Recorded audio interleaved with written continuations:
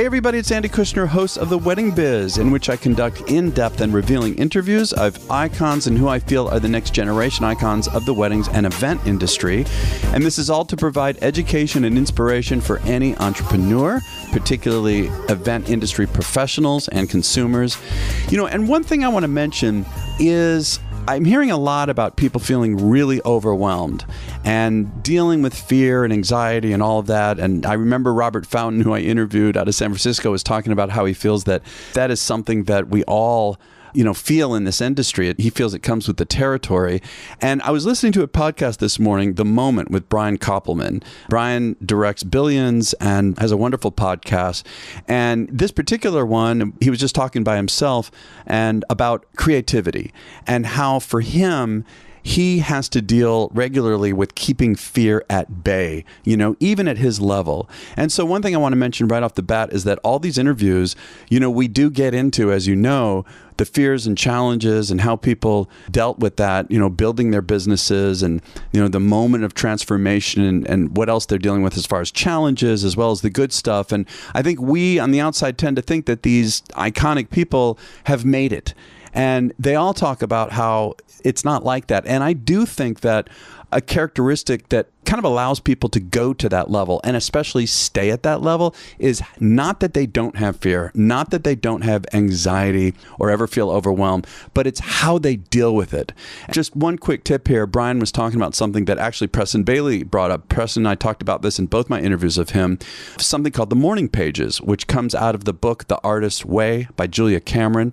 And in the morning pages, which Brian talked about too, and he swears by them, and so does Preston, and I did them for several years, and now I'm inspired to get back to them. But essentially, when you first get up, before you do anything, it's pen or pencil on paper, and the idea is that you write 3 full pages without stopping, without editing yourself. You do not pick the pen off the paper. You just go, and at first it's tough. It's like, why am I doing this? This really feels crazy. And what happens is that one of the ways that Brian and Preston mentioned they use it is to get out the fear, the anxiety, or anger, whatever it is. Just get it out on the paper so that it frees them up in order to now be creative and do what they need to do for the rest of the day. And I remember, again, I'm going to bring it back too, but when I used to do it, I did some of that.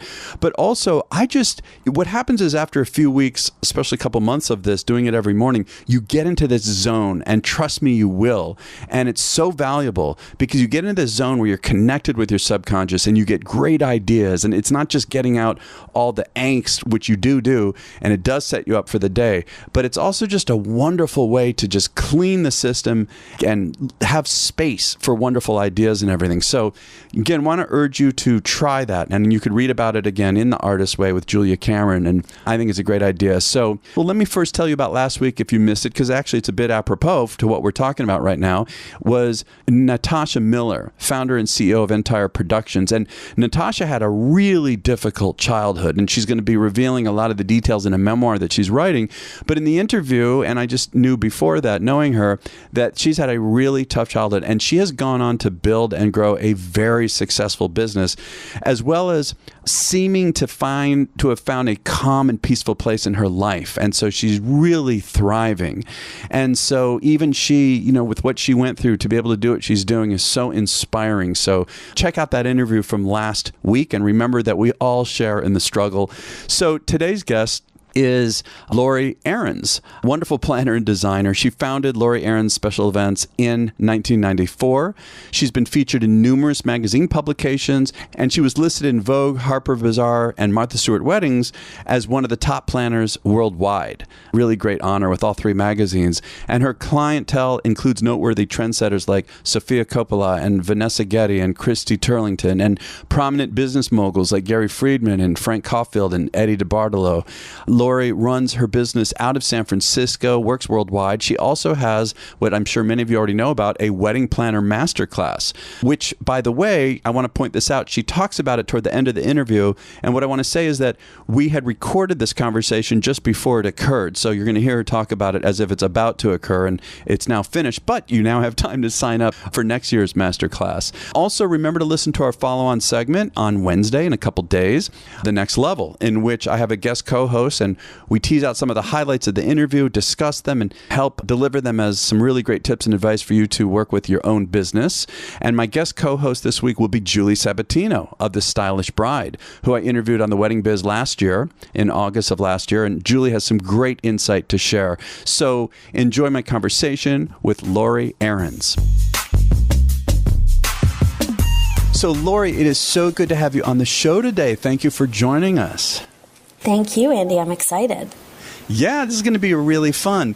So, it's interesting, Laurie. So many people suggested that I interview you. I mean, honest to God, there were like 4 or 5 people. You got to get Laurie. You got to get Laurie. And so I'm so happy that you're here. So, it's interesting. I know that you are listed in the listings of top planners in 3 major publications in the fairly recent past: Vogue, Harper, Bazaar, and Martha Stewart Weddings. That's amazing. Like, how do you feel about getting that kind of recognition? It's truly an honor, and, it shows that our hard work is being recognized, which is so, so rewarding. Well, was there something, like about your childhood that you think helped shape who you are today, both with your career and personality? I mean, was there some kind of experience or experiences you had growing up that, first gave you the taste for this kind of industry? Yeah, if I look back at my childhood, I grew up with a family of 4 children, and I was the oldest girl. I had a brother a year older than me, a sister a year younger than me, and a little brother 2 years younger than me. So we were all very close in age, and it was quite active in my household.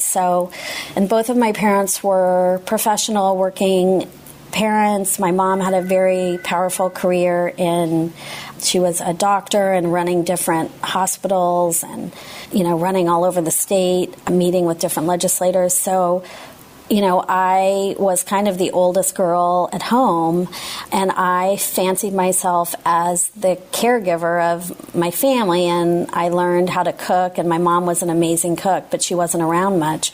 So we had somebody living with our family that cooked because my mom, during the week, because my mom was working so much, and my dad also had a busy career as a physician. So I would go to the grocery market with the people that took care of us, and I would help pick everything and design the menus, and I would cook snacks after school, and I would cook dinner as much as possible and Sunday breakfast, and I would cook Thanksgiving dinner. My mom taught me how to cook Thanksgiving dinner when I was 8 years old. Oh my God. And so I made everything from scratch, and while we are technically Jewish, we had family dinner on Christmas, and my dad loved turkey so much that I would basically make Thanksgiving dinner twice a year, once on Christmas Day and once on Thanksgiving.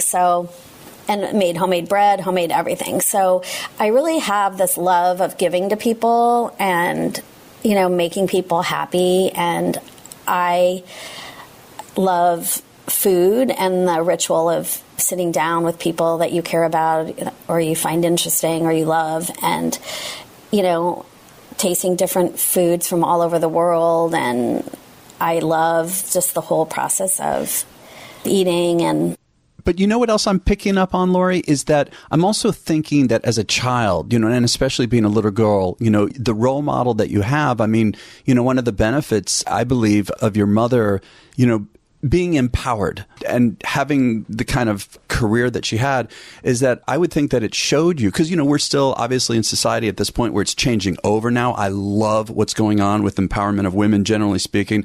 But back then when we were growing up, it wasn't quite there yet. And totally, it was starting. And for you to see your mother going out there and having a career, I would think that also maybe subconsciously told you, I can do this. I can be an entrepreneur. I can really go for it.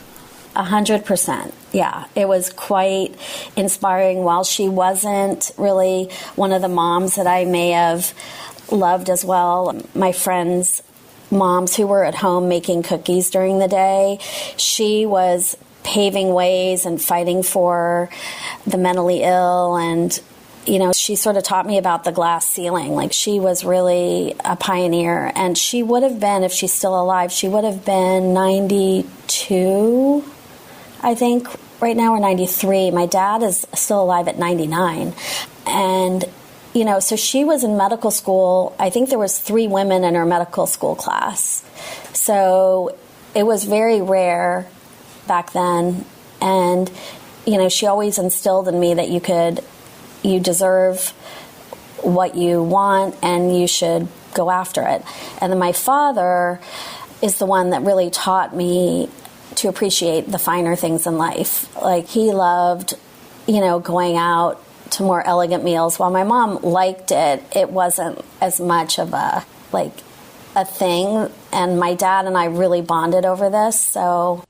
So you learned to eat well, too. Yes. I learned this from my father, too, especially a Jewish family. I suppose it's probably the same if it's Italian and Greek. I mean, it's really funny. Yeah. So and then I almost died when I was 2.5 of meningitis. And, both of my parents were physicians. And so, it was very scary. And fortunately, they were connected at the hospital, Stanford, where they worked. And I got in and they figured out what was wrong because I couldn't speak. And they were able to obviously cure me. Here I am today. But I think they say that kind of formed me as a person. And it also made me a little more spoiled than my siblings, because I think I was showered with a lot of things because they were so grateful that I survived and that I was around. So, did they say why they thought that it helped shape you as a person? I mean, I think, they built me a playhouse with running water in our backyard. I had a little house that I could cook in, and I had so many stuffed animals. Everyone was bringing me things, and I just was showered with so much love. Not that I wasn't loved as much before I had meningitis, but I don't know. I think that experience kind of, bonded me even closer with my parents, because I think they were really concerned that they were going to lose me. Yeah, obviously, parents love their kids, but if they almost lose a kid, that's... they had to have even more gratitude and gratefulness. So what did you do as you started heading into high school, where you're really starting to do your own thing? Was there anything connected to the event industry or design at that time, or even with food? Well, interesting you ask. So I grew up in, a pretty big family, I guess. 4 kids, it's not huge, but, there was a lot of us kids. And as we got older, my parents would leave and somebody might be staying with us, but, there wasn't a ton of supervision. And of course I was very responsible, but there were 1 or 2 occasions where, as a senior in high school, I hosted... Are we going to say parties at the house when they were gone? I'm okay. Very epic parties. Yeah, I would cook I would grill, and I would have filet mignon roasts and all this incredible food, and I got a Heineken keg. I didn't go I go big. So I was known at that point as the person in the school that had the really good parties, dance parties. And oh, we were talking more than 1. Okay. Yeah, I had probably 2. And then, so it did start early. I wasn't a bad kid. I wasn't crazy wild, but, I did have these parties, so I guess I wasn't perfect. So did you go to college? Yeah, so I took 2 years off after high school because I really didn't know where I wanted to go, and I just didn't want to go until I had a passion for something. And I ended up visiting one of my friends who was at Pepperdine in Malibu, and I visited her, and I thought, and they had a program in communications and advertising, and I thought at the time I wanted to do that. And I really loved Malibu, and it seemed like a perfectly lovely place to go to college and go to the beach. So, oh yeah, I've passed Pepperdine many a time. It has quite the view. Yeah, it's incredible. Yeah. So I packed up and went to Pepperdine, and I graduated with a degree in advertising and communications with a minor in business administration. So it was a really good 4 years, and my party planning kind of was on hold during college, but I picked it back up when I moved home and friends got married, and I'm just one of these extreme hopeless romantic people, and I love weddings, and every wedding that my parents, because they were older than the typical parent, because my dad waited quite a while to get married, I would like say, is there any way I could go? I promise I'll just sit there, but I just love weddings. I would love to go. So they would let me come, and now I'm horrified because it's not nice to like invite your right, children. Your kid. But it truly formed me, and I was like super well behaved. I would just sit there with my eyes big and staring at the bride, and I just love the idea of all the beautiful things and the flowers and the bride and love and commitment and all that. So, oh, you are real romantic. Well, so what happened then when you left college and all? I mean, were you first trying to get a job in advertising? Like what was going on at that time? I realized when I graduated, yes, it was real cutthroat, and I decided that I probably wanted to be a buyer in the department stores. And after doing some research around that, and I had some connections, I decided that really wasn't what I thought it was in the reality. So then, in the meantime, I had a job at Neiman Marcus, and I was the assistant manager of their Epicurean department, which is their gourmet food department. And it opened up in Palo Alto, and it was on the ground level, and it was a pretty big deal. It was the first time they had their Epicure department on the ground level. And that was fun, but it wasn't truly what I felt like was my career. And I ended up deciding that I wanted to do events for a company. And so I thought I could work in marketing communications for a biotech or a tech company and do their trade shows and do their company parties. And that sounded exciting to me. So I ended up getting a job, a biotech company called Collagen Corporation, which was more for plastic surgeons and dermatologists. They would inject this collagen into ladies' faces mostly to fill in the wrinkles. And so I worked in marketing there, and I worked my way up, and then I jumped to another tech company a bigger one called Syntex, and I worked in their international marketing. And then I ended up working my way up to a product marketing manager. And so luckily, in the second or third round of layoffs, I can't remember, but I do remember it was the last really favorable round of layoffs, I was laid off because I was the junior product manager in this team, and they figured they needed to keep the more senior people that actually had a bigger science background. So I was like so excited. I felt really bad because there were people. Wait, you were excited that you got laid off, or? Oh, yes, I was. Okay, so it freed you. It freed me. It was like the gift. It's one of these pivotal moments where, like, because they paid me for a year. Oh, they gave you severance. Okay, that's a lot of severance. Yeah, that's a lot of severance. Yeah. Wow. Yeah, I used to be at IBM, and they paid an enormous amount of money for me to go to Lexmark. And I knew already that I was going to be going into music full time. So when they made that offer, because Lexmark wasn't quite, didn't have the brand recognition of IBM, and so they were paying us all a lot of money because they wanted to, it was a division of IBM that was going to split off and be its own company. And I was like, yes, it's like, so I could relate. So when you get that, do you then had you already been thinking of starting your own company? Like, what did you do next to get there?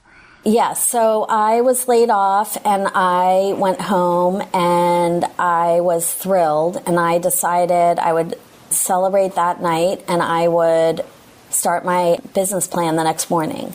So I realized, back then there were very few wedding planners in the San Francisco Bay Area. So I didn't have a lot of competition, which was obviously great. Most people, including my parents and family members, knew nothing of wedding planning. They knew of catering. So I basically had to convince and sell them on this idea, and that I knew I could make something of myself in the year. It's basically a way to sort of fund my business. They also gave me incredible medical benefits for a year and a half. So I just went for it, and I had a marketing degree. So I knew in order to do this and to be happy, I would need to be in the high-end luxury market, because I like to do things well, and I care a lot about the execution and the service. And I knew that I needed clientele with money that would allow me to execute on that level. Otherwise, I would just kill myself. But this is interesting to me that you're looking to kind of jump right in at the high level, whereas most of us, have to kind of work our way up. And you're saying you just wanted to go right there. Like that was the sweet spot for you. And how am I going to break into that level? Like, how do you jump right to it? How'd you make that happen? That's a great question. So, at the beginning, I didn't have obviously a lot of business or relationships. So I decided that I would create my collateral material, my business card, my marketing material. And then I created a list after doing research and talking to enough people to know like who I wanted to meet and sort of what I felt their status was in the luxury market. And the top of the luxury market was Paula LeDuc Fine Catering. Yep. She was on the show, by the way. Crazy story. Amazing story. But yeah, so she's big time. So go ahead. So you recognize that Paula LeDuc is doing it. Yeah. And the thing that was so cool about her is she wasn't cookie cutter and she was a groundbreaker and she was paving the way and she cared about amazing food and service. And she also did weddings in interesting places, not just in hotel ballrooms. So I found all of that amazing and inspiring. So I kind of each week, early in the week, I learned that you don't want to cold call wedding industry folk at the end of the week because that means they're getting close to their weekend and they're frantic. So Monday and Tuesdays, I had a list and each week I would try to at least schedule a meeting with one or two people. But can we break that down for a moment, Laurie? Reaching out to somebody of that level when you haven't yet done it, you're trying to break into it is it's a courageous act and it takes a lot of courage. What technically do you say? Like, what is it? Do you recall how it is that you got their attention to actually schedule an appointment? Like, that's a big first step. I just said I'm starting a full-time wedding planning business, and I left my career in marketing in the biotech industry, and I have a lot of passion for this industry, and I'm really excited to put everything I have into it. And if I could take them out to lunch or schedule bring them for coffee or something, I would really appreciate just a few minutes of their time so I could find out about their business and just introduce them and see what I could learn. And then after I left them, I would shake their hand. And then I would follow up with a mailing, and I mailed them I had this whole presentation, and they were and I had a calligrapher address them, and they were really impressed that I was... What was the presentation? Again, sorry to cut you off. These are so important moments to me. Is that, first of all, I want to recognize this. I think it's wonderful that instead of, they say fake it till you make it, you were being really honest with these people. And I believe when people come up to me, and I used to do this too, the same thing, if you're really honest and you're showing your passion, people, it's contagious. They feel it. They want to be near you. And I think they want to give. So I think that the fact that you would say that to these people, be right out there with it. I want to do this. I'm new. I love it. You give that to them. I think that's really important. But then when you send them the presentation, and I also love that you're doing some kind of follow-up immediately, what is in that presentation that they liked so much? I created this, I'd call it a brochure, but it was, for me, it was on really beautiful handmade paper, and I put it together with really beautiful ribbon, and it was styled. It wasn't like a digitally printed it felt very beautiful, and it also coordinated with my engraved, it looked like kind of cranes engraved business card, and I had a Cattleya orchid, which back then, in doing my research, it's this beautiful white, super elaborate, big orchid. Ironically, I don't really like orchids at weddings, but it was the expensive, beautiful, and I blind embossed it on the business card, so that was my logo, and then I did all of that. So I had this beautiful, expensive card, and with my brochure, and then I wrote a handwritten note that I had on engraved stationery that all matched, and I had a pretty envelope, and then I had a calligrapher address it. And people told me that they enjoyed meeting me, but the follow-up and what I presented to them showed them that I was bringing this to a new level, and that it wasn't just, a mom who was bored and wanted to do this part-time. I mean, I was ready to make this my career, and I needed to prove to my family and to myself that I could live off of the salary that I made.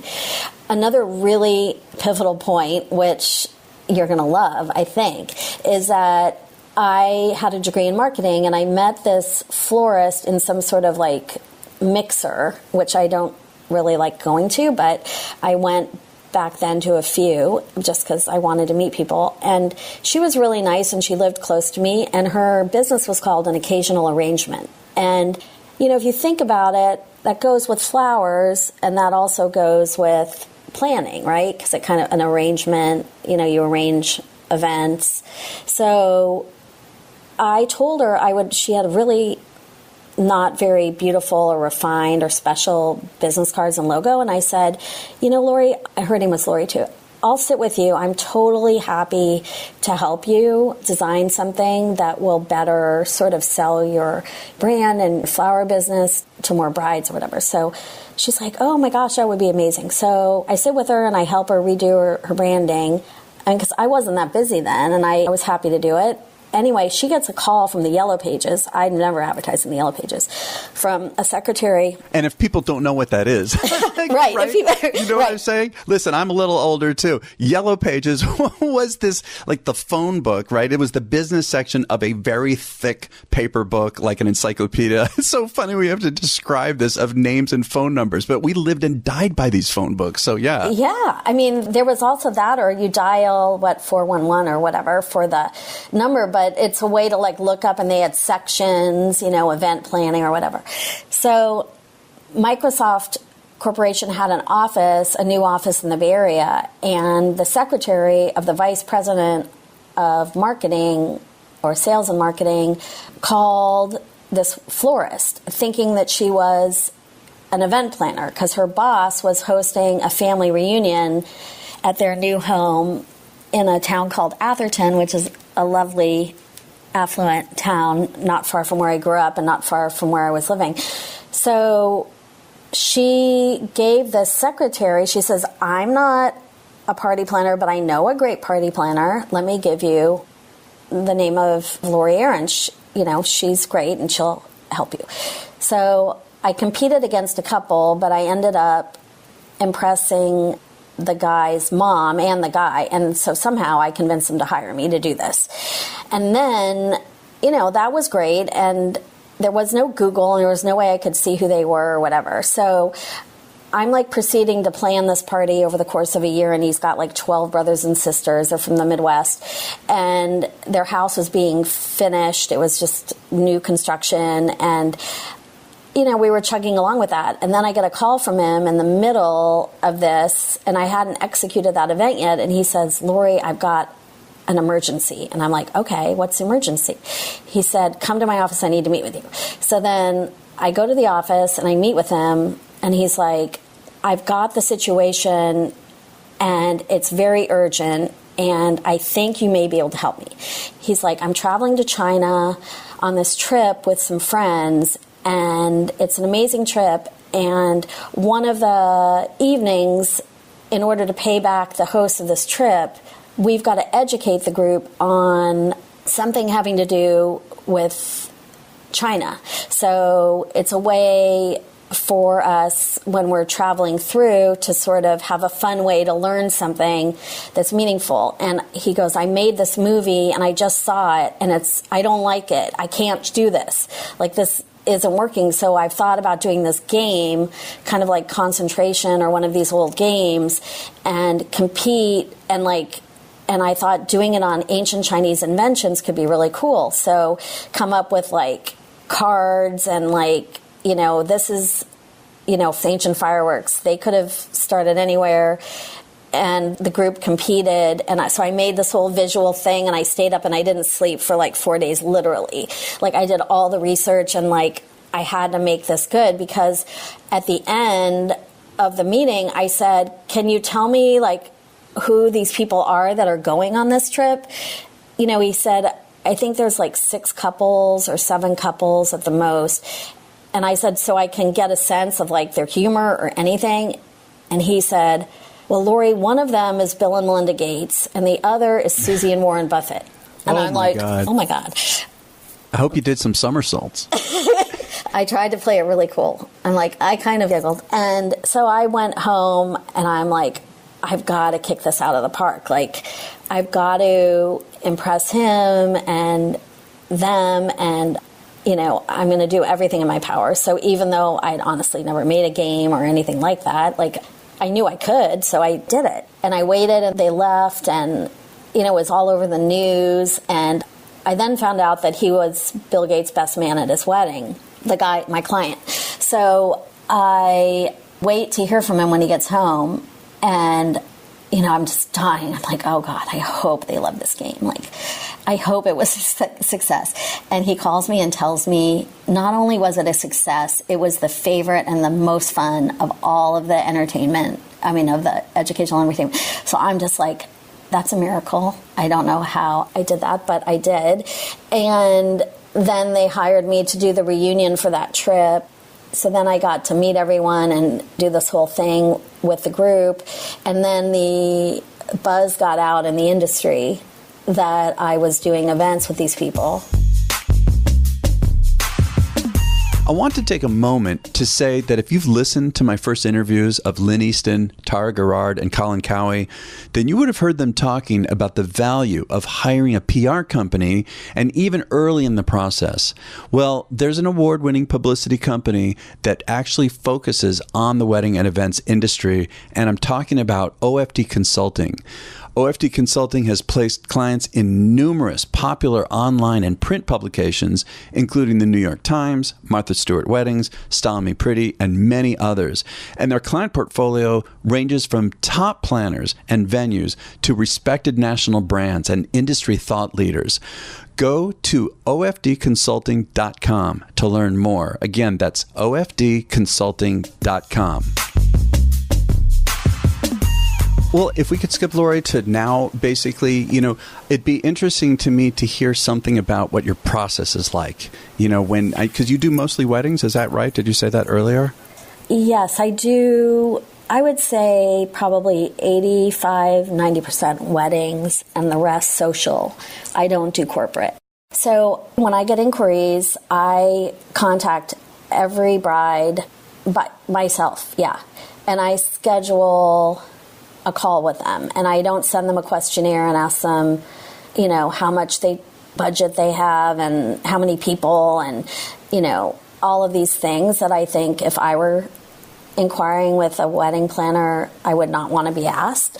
So you just make the appointment basically first. You schedule an appointment, period. Yeah, I want to talk to them because you have no idea who's on the other end, and, you know, you Google people now, and it's helpful to at least know a little bit about who they are, but I always, you know, you never can assume anything. And so I want to talk to them and I want to hear their story before I start talking and before I start selling them. So I just say, you know, it's really nice to meet you and, you know, so excited for your engagement. I'd really love to hear the beginning of this call, like anything and everything you know at this point about your wedding. Can I ask a technical question though, Laurie? Sorry to cut you off, but, you know, I'm just thinking right now that the fact that you're doing this, I mean, I think it's wonderful. And obviously it's so much easier for people to get to know who you are, your personality, get a sense of trust, all that stuff by you being on the line, not doing a questionnaire. I get it.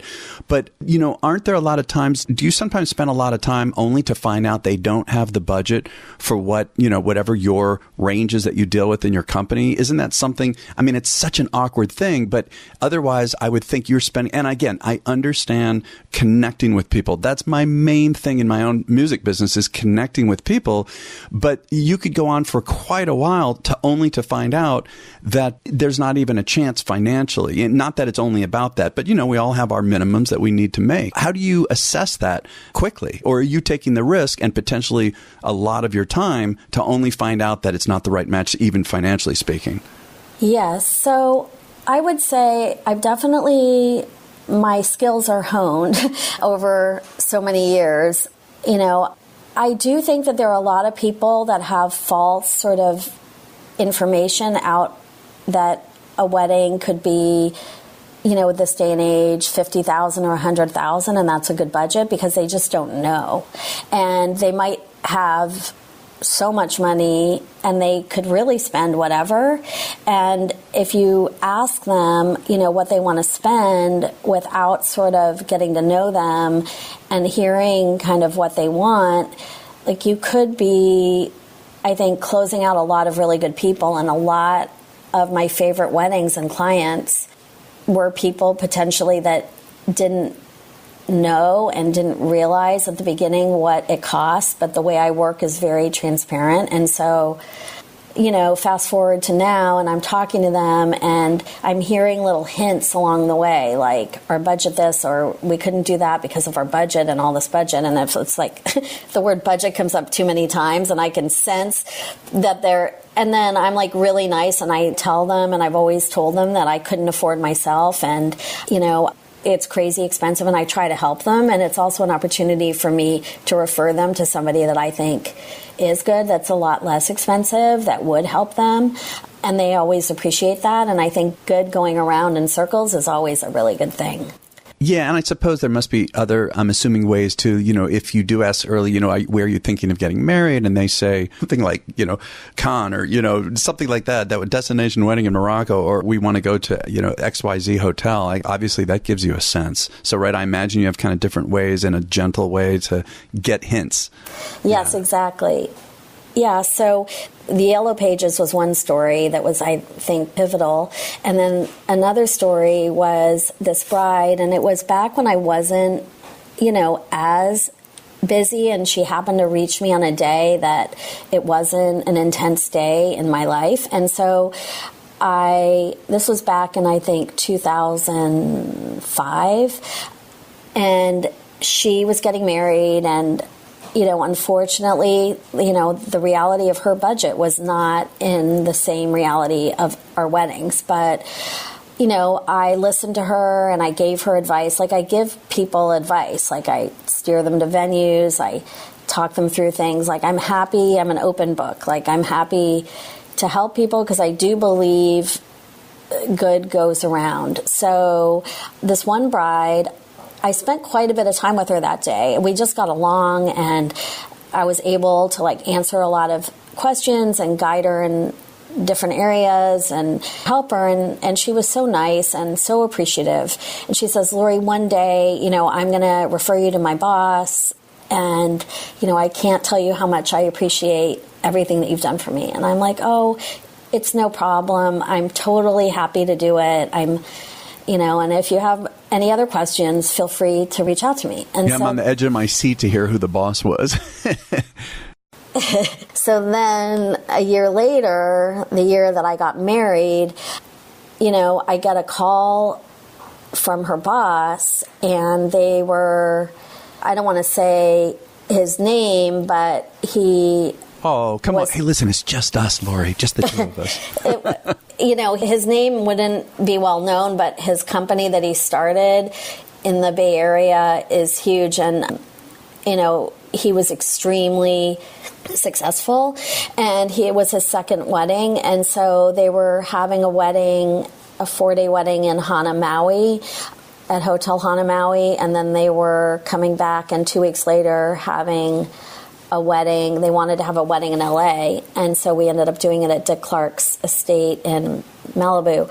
And then I got married the next week after that Malibu party. Oh gosh, I can't imagine you're dealing with that right up until your wedding. Yeah, so I added it. This was all in a few months, like probably 4 months. I did all those events and things on top of everything. And, that was a really good client, and they continue to be lovely people, and and really wonderful friends of my company. And it all came from being nice to that bride. It's interesting to me. I mean, you're definitely obviously doing something that people can really connect with. Like I'm thinking even, in terms of social media in your business, you have last time I looked, over 43,000 Instagram followers. So, to look at your work in that way is obviously, giving a big message out there. How do you think you even built that? That's an enviable number. Well, That's a great question.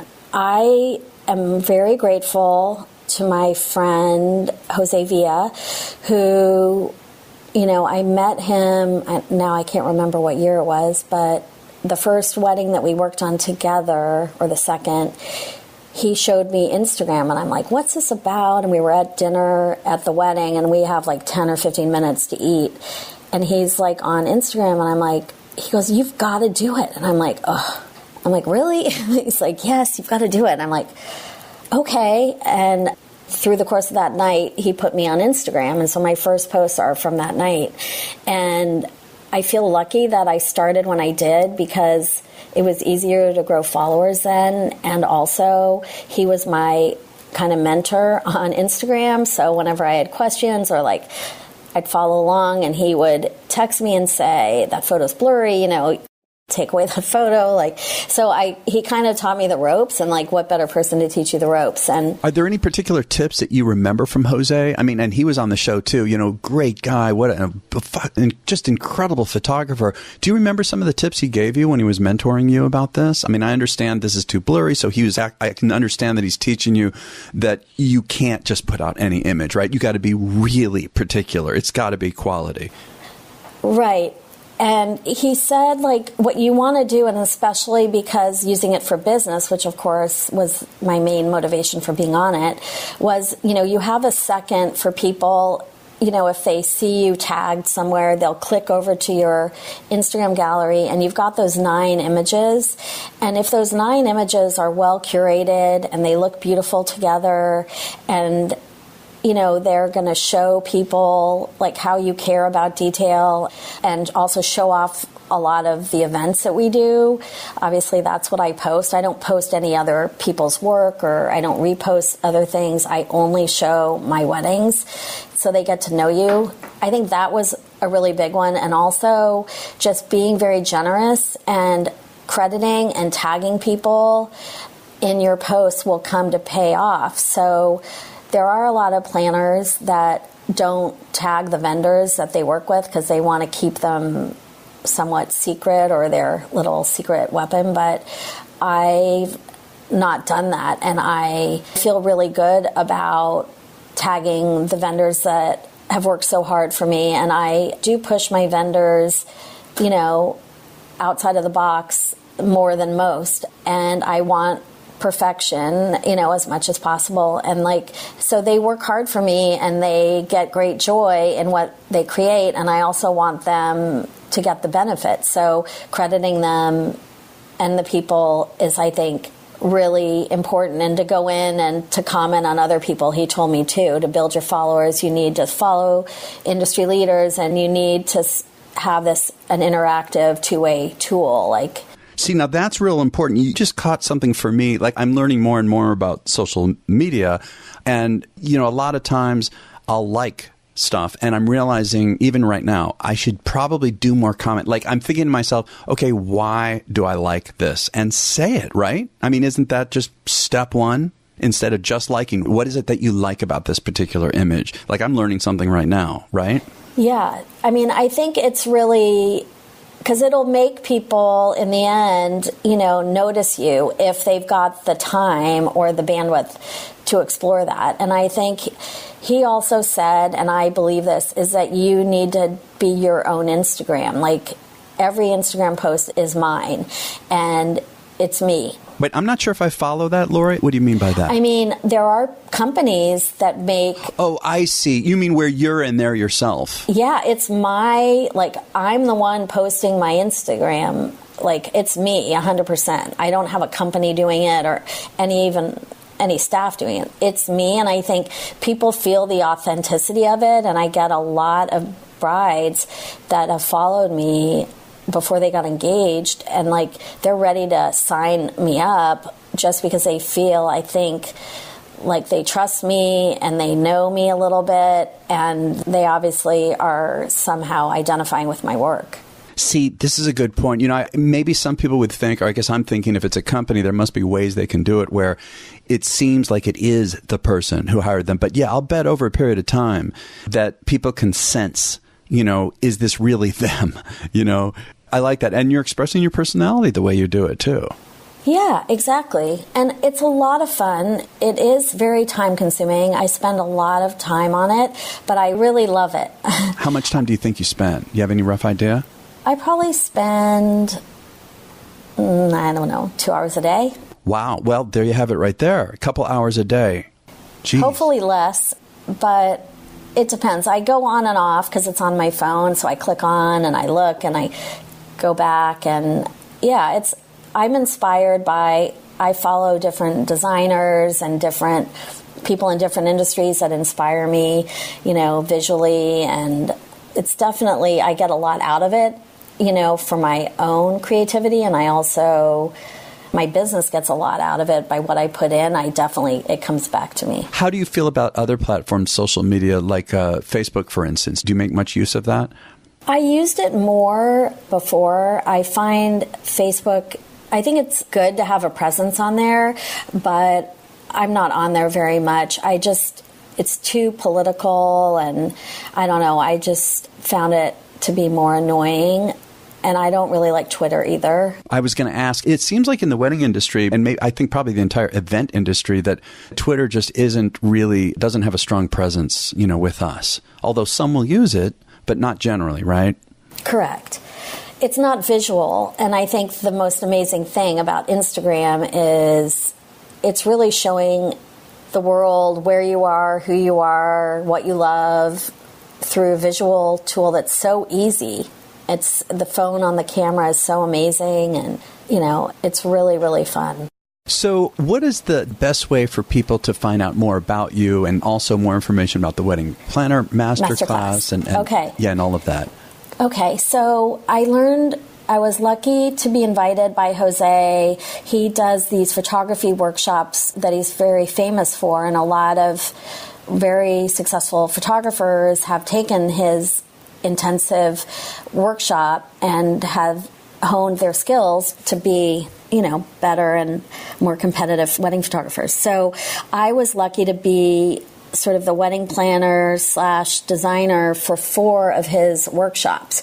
So they're like 4-day intensive workshops. So I worked with the floral designer and Jose and the person designing the paper goods, and we created these styled shoots and these dinners that were photographed by Jose and all the students, and I got to be there and immerse myself in this, and it was very inspiring, and I'd leave refreshed, exhausted, but just not my normal day to day. And then after doing it for a while, several of them, people would say, you need to help wedding planners. Wedding planners, unfortunately, a lot of them get into it because they think it's about the pretty picture and the design, but they don't really appreciate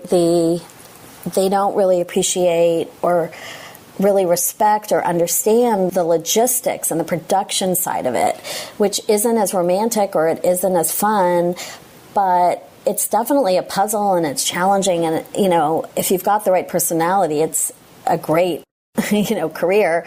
But there's more to wedding planning than just making it pretty. I mean, there's florists that make it pretty as well, and you have to create a team. But they told me that, my company really elevated that process, and we took care of our clients and also the vendors, and we made sure the communication was clear so that in the end, when all of these things come together and they merge, you create this incredible once in a lifetime day.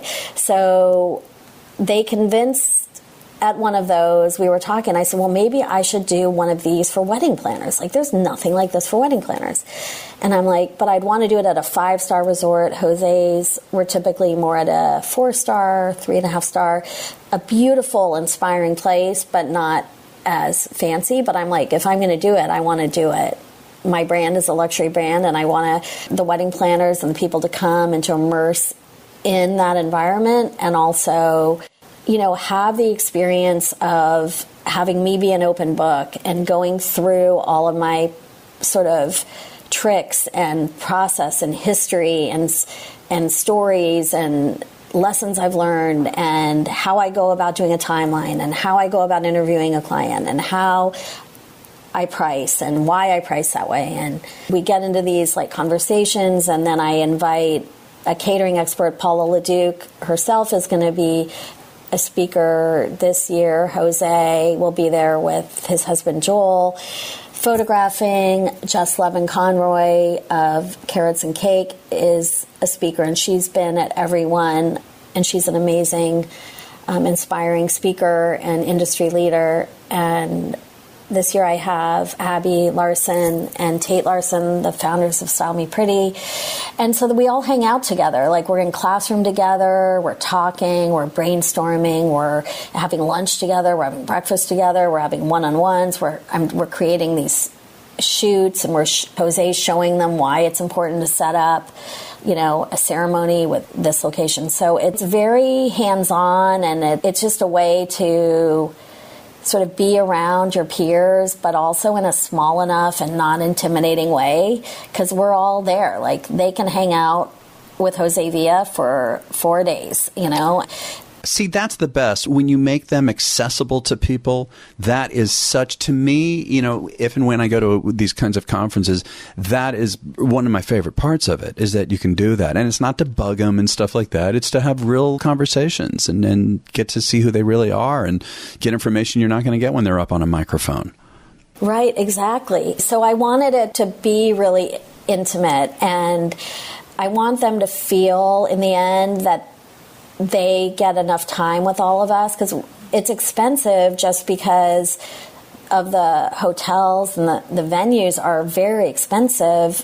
And then, I'm setting up like this custom structure that's like crazy for this one at Ventana. And like, we bring in the most beautiful florals and models and incredible gowns and gifts. And I just want them to just take it all in and be sort of a guest at one of these, but also just, we're all open books so that they can hopefully get some clarity on things, and we review their portfolios and try to help them and their Instagrams. And, it's very inspiring, and it's very fun to be my own customer and not have anyone else to tell me what to do. It's a little different, of course. I mean, I love listening to my clients and proud of how I listen and get to know them and deliver on, something that they're going to be really in love with versus just me. But at the masterclass, I'm the one I have to please myself, and I have to be inspiring. So it's exciting and fun. Yeah. Well, that's great. So what is a good one place for people to find you? On my website, it's my name, lauriearons.com, and there's a section on there for masterclass. And I do have each year the different photos from the photographer. So you can get, at this point, this will be my 4th one, quite a bit of history of the kinds of things we create. And and I'm proud to say that most of the attendees, I stay in touch with. I'm there for them. If they have a challenging client, if they, want to know my thought on something, I'm mentoring them. They come work at a wedding on my team after they graduate. So I try to help, and it warms my heart and makes me feel like a better person for giving back to an industry that has really done so much to fulfill me. Okay, great. Well, it has been such a pleasure to have you on the show, Laurie. I really appreciate it. And, thank you. Okay, you're welcome. Thank you so much, Andy. It was my pleasure. Thank you for listening to my conversation with Laurie Arons. Check out her site at lauriearons.com. That's Laurie, L-A-U-R-I-E, Arons, A-R-O-N-S, lauriearons.com. Her social media handles: for Instagram, it's at Laurie Arons. On Facebook, it's Laurie Arons Special Events. And all of this is in the show notes at theweddingbiz.com, so you can check them out and see them. And please share this with everybody you know. We want to help people find us and build the community. And don't forget to listen to The Next Level in a couple days. On Wednesday, it's going to come out. My guest co-host is Julie Sabatino of The Stylish Bride. And so she has wonderful insight to share. And be sure to subscribe so you get notifications. And also follow us on Instagram at Wedding Biz Show. Again, Wedding Biz Show. And finally, I want to thank our sponsors, OFD Consulting and Kushner Entertainment. And we'll catch you next week on The Wedding Biz.